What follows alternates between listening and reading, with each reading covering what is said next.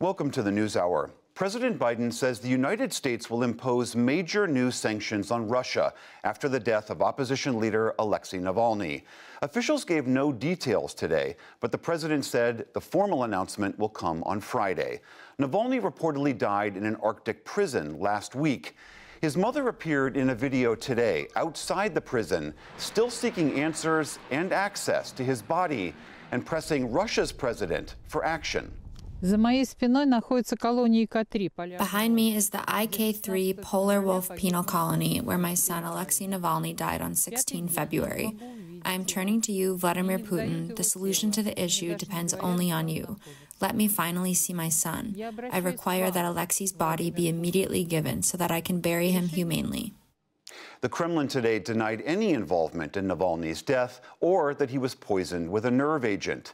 In turn, his widow, Yulia Navalnaya, urged European nations to reject the results of Putin's expected re-election next month.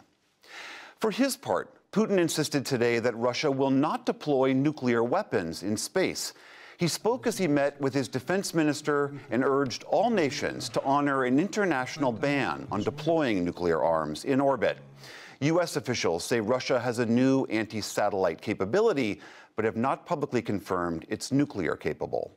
Also in Russia, a Moscow court refused to release Wall Street Journal reporter Evan Gershkovich from jail. That's pending his trial on espionage charges, which he denies. Russian authorities also detained a dual Russian-U.S. citizen on treason charges. She's accused of fundraising to support Ukraine's army. The United States vetoed a UN Security Council resolution today that called for an immediate humanitarian ceasefire in Gaza. The vote was 13-1 on the measure, which was backed by Arab states. U.S. Ambassador Linda Thomas-Greenfield said passing it would sabotage negotiations. Demanding an immediate, unconditional ceasefire without an agreement requiring Hamas to release the hostages will not bring about a durable peace. Instead, it could extend the fighting between Hamas and Israel. In northern Gaza, the UN's World Food Program suspended food and aid deliveries, saying drivers faced violence from people swarming the trucks. Hamas called the decision a death sentence, and it comes amid reports of people reduced to eating animal feed. A UN study found that 1 in 6 children under 2 years of age in Gaza are acutely malnourished. Back in this country, 2 men were charged with murder in the Super Bowl parade shootings in Kansas City. A crowd of fans ran for their lives when an argument turned into gunfire last week. 1 person was killed and 22 were injured. 2 juveniles were charged earlier with gun violations and resisting arrest. The U.S. Supreme Court has declined a case on diversity in education.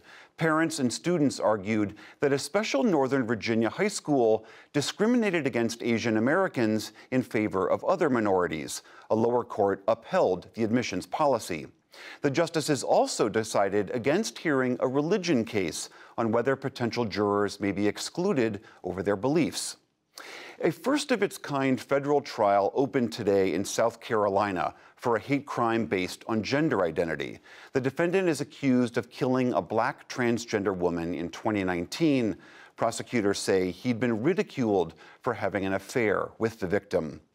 In economic news, there could be a new team in the credit card industry. Capital One Financial says it will buy Discover Financial Services for $35 billion.